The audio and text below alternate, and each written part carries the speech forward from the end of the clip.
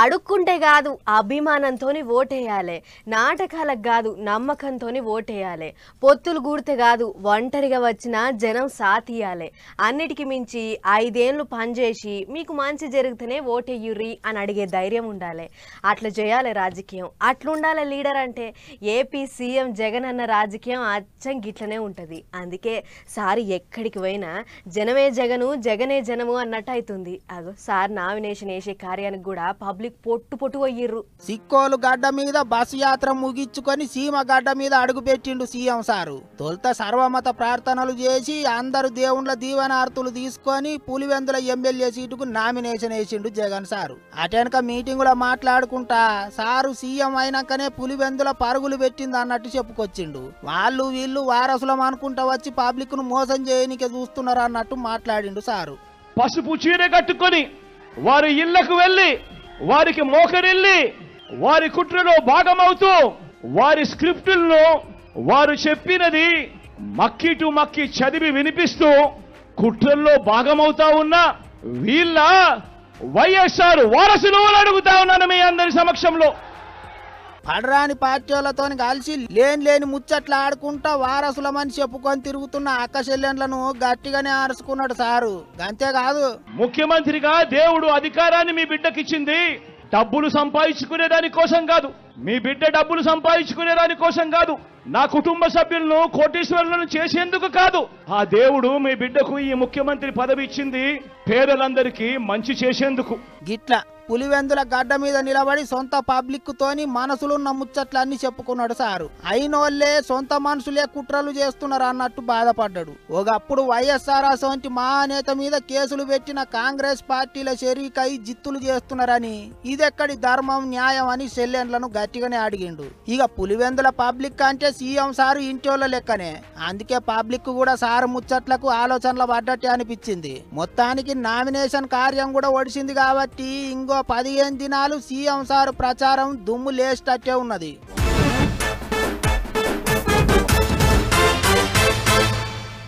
సుడిగాలి, వడగాలి, తుఫాన్ గాలి, ఏ గాలి వచ్చినా లీడర్ల ముంగట ఇప్పుడు దిగదుడిపే. అట్లా తిరుగుతుర్రు మరి నాయకులు.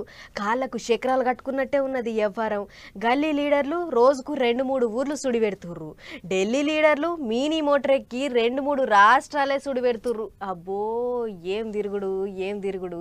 వాళ్ళు వీళ్ళేమో కానీ సీఎం రేవంత్ సార్ అయితే రీకాం లేకుండా తిరుగుతున్నాడు. ఎగస్ పార్టీలకు గట్టిగా సురుకులు పెడుతున్నాడు. సారు మైకు పట్టిండంటే చాలు ఎగస్ పార్టీల మీద ఇరుసుక పడుతున్నాడు. కారు పార్టీలను పువ్వు పార్టీలను పొరక సాపిస్తున్నాడు. 10 ఏళ్ల సెంట్రల్ సర్కార్ వాళ్ళు ఏం చేసిండ్రు, ఎంత తెల్లగా చేసిండ్రు అని చెయ్యి పార్టీ వాళ్ళు ఛార్జ్ షీట్ విడుదల చేసిండ్రు. ఇక గా మీటింగ్ లో చూడర్రి సీఎం సార్ ముచ్చట ఎట్లా నడిచిందో.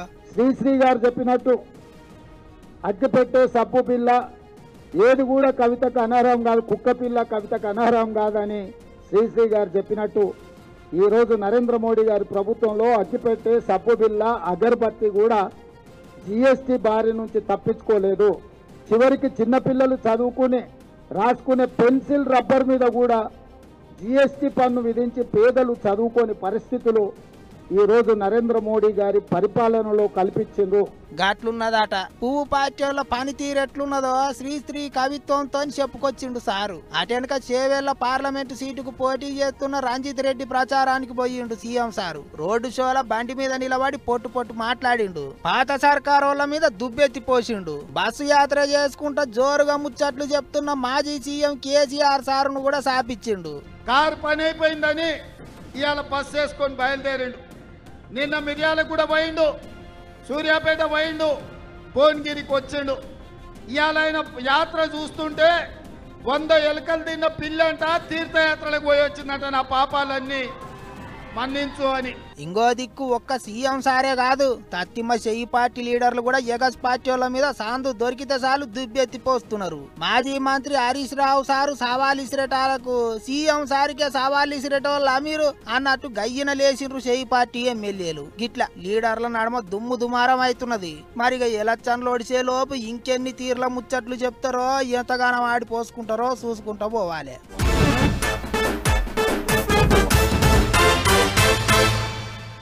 ఓట్లు ఓట్లు ఓట్లు ఇప్పుడు ఏడ చూసినా ఓట్ల ముచ్చటే. ఊరూరా ప్రచారాలు, పలకరింపులు, మీటింగ్లు, బుజ్జగింపులు 2 తెలుగు రాష్ట్రాలల్లో ఇదే నడుస్తున్నది ఇప్పుడు. అట్లా ఓరోకు ప్రచారాలు, ఇంకోరోకు నామినేషన్లు. లీడర్లకు గింత అంటే గింత కూడా తీరిక లేకుండా అయ్యారు. సరే ప్రచారాల ముచ్చట రోజున్నదే కానీ ఆఖరినాడు నామినేషన్ల కథ ఏందో ఒకసారి రాసుకొని వద్దాం పారి. ఓట్లు దగ్గర పడుతుంటే లీడర్లంతా బస్తీ మీద సవాల్ బొబ్బెల కూడా అలన్నట్టు ప్రచారాలు చేసుకుంటున్నారు. ఇంకో రోజు నామినేషన్లు వేసేటోళ్ళు వేసుకుంటూనే ఉన్నారు. ఇప్పటికే నామినేషన్లు వేసిన లీడర్లంతా కాళ్లకు గిరికలు కట్టుకున్నట్టే తిరుగుకుంటా ప్రచారాలు చేస్తుంటే నామినేషన్లకు ఆఖరి నాడు అంటే బేస్తారన్నాడు తతిమోళ్ళంతా నామినేషన్లు వేసొచ్చారు. అట్టా గుడివాడల పంక పార్టీ తరపుకించి కొడాలి నాని మంది మార్బలంతో పోయి నామినేషన్ వేసొచ్చిండు. ఇంట్లో ఇచ్చంతరమైన ముచ్చట ఏందంటే అందరు లీడర్లు కాకుండా ఎడ్ల బండి మీద పోయి నామినేషన్ కాగితాలను ఓట్ల అధికారులకు ఇచ్చిండు నాని సారు. అగా చూడోరి ఓరోకు పంక పార్టీ జెండాలు, చుట్టూ డప్పు సప్పులు, నడిమిట్ల ఎడ్ల బండి మీద MLA Kodali Nani.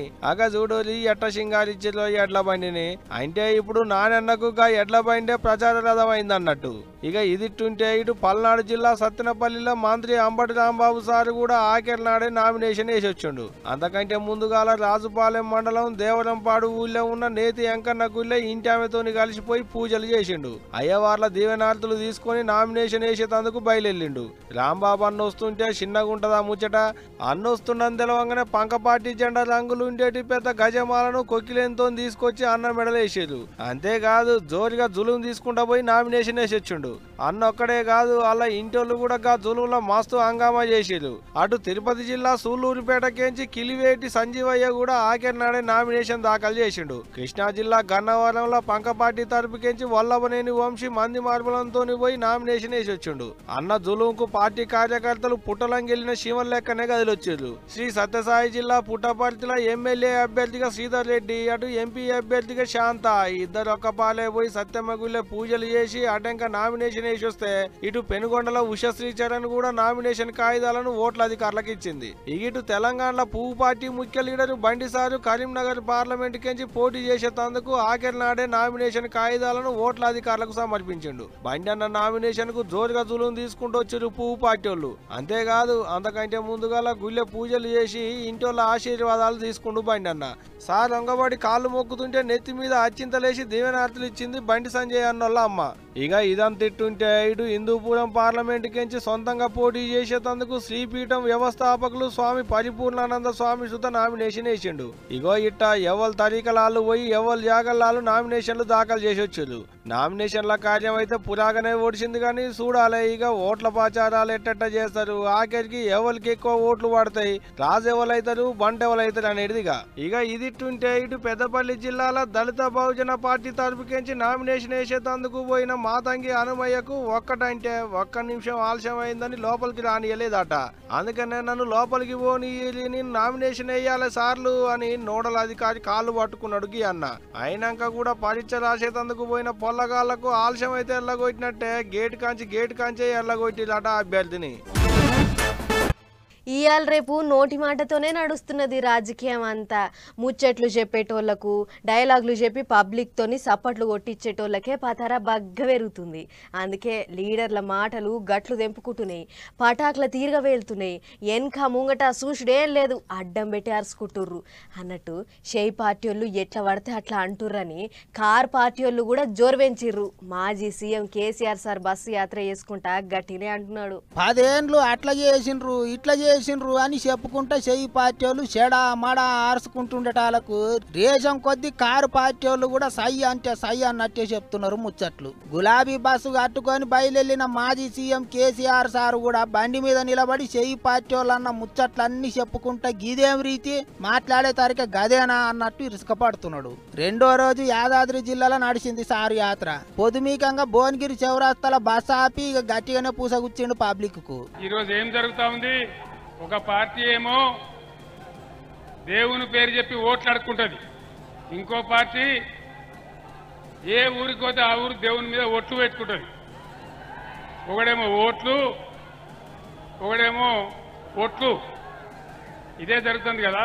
Bhuvanagiri MP సీటుకు car party తరపుకెళ్లి పోటీ చేస్తున్న క్యామ మహేష్ కు ప్రచారం చేసిండు సారు. పండ్ల పని ఉమ్మడి నల్గొండ జిల్లా చెయ్యి పార్టీ లీడర్లను కూడా గట్టిగానే సాపించిండు. ఏమిగుర పెట్టిర్రని ఎగురుతాన్రా అన్నట్టు దెబ్బి పొడిచిండు. ఈ రెండు పార్టీల నాటకాలు భువనగిరిలో చాలా పెద్దగా వినాలి. ఒకడొస్తాడు బీఆర్ఎస్ బీజేపీకి బీ టీం అని కూడా అంటాడు. వీడు వాడిని అంటాడు, వాడు వీడిని అంటాడు. కానీ భువనగిరిలో జరిగింది ఏందండి? భువనగిరిలో బీజేపీ కాంగ్రెస్ రెండు మిలాఖత్ అయిపోయి మున్సిపల్ బీఆర్ఎస్ చైర్మన్ దించేసి కాంగ్రెస్ వాడు చైర్మన్, బీజేపీ వాడు వైస్ చైర్మన్.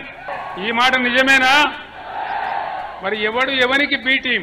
ఇక ఎండలు ఎగబడి కొడుతున్నాయని పొద్దంతా సారు నీడ పట్టునే ఉంటున్నాడట. పొద్దు మీకు జర సలబడుతున్నదానంగా బస్సు చాలా అవుతున్నదట. ఇక మొన్ననే తుంటిబొక్కకు ఆపరేషన్ అయ్యింది. అందుకే బస్సు మీదకి ఎక్కంగా దిగంగా తిప్పలవుతున్నదని బస్సులనే సారుకు లిఫ్ట్ పెట్టిచ్చిర్రట. అది అట్లుండని గాని చెయ్యి పార్టీ వాళ్ళ ముచ్చట్లకైతే కేసీఆర్ సారు గట్టిగా బదులిస్తాడు. వెనకటి కేసీఆర్ ను యాదికి చేస్తాడు అనుకుంటారట చాలా మంది. మరి ఇక చూడాలే సారు ముచ్చట్లతోని కారు పార్టీ ఏ పార్టీ ఎగుర పెడుతుందో.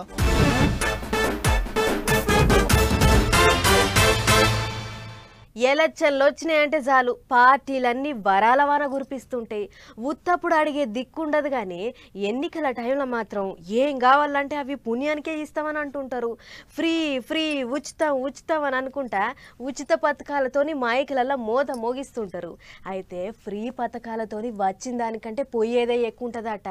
లాభమేమో కానీ నష్టమే ఎక్కువనట. ఇగో ఎట్లనో ఏందో సారే చెప్తున్నాడు చూడురు మీరే. ఇంతకు మునుపు ఆగో అంటే తిట్టుడే, ఈగో అంటే తిట్టుడే, తిట్లతోనే రాజకీయం నడిచేది ఉండే. ఎవరు ఎక్కువ మైకుల ముంగడ తిడితే వాళ్ళే ఓట్లలో గెలుస్తారు అన్నట్టే ఉండేది. కానీ ఇప్పుడు అట్ట కాదు. పథకాలతోని పబ్లిక్ ను మలుపుకుంటున్నారు. అందుట్లో ఫ్రీ పథకాలతోని ఇంత ఎక్కువనే పబ్లిక్ ను మలుపుకునేటి ఈగలం చేస్తున్నారు రాజకీయ లీడర్లు. ఫ్రీ అనగానే పుకుడాకొస్తుంది కదా అని ఓట్లేసుడు కాదు, గా ఫ్రీ పథకాలతోని కొంపలు మునిగే కథ అవుతుందట. ఇది నేనంటున్న ముచ్చట కాదులా, గీ సార్ చెప్తున్నా. కొన్ని ఉచితాలు ఇవ్వాలి తప్పదు, కానీ దానికి ఒక పరిమితి ఉండాలి, ఒక లిమిట్ ఉండాలి. ఉచితాలు ఇస్తూ ఉంటే అది ఎక్కడి నుంచి వస్తుంది ఆ డబ్బు?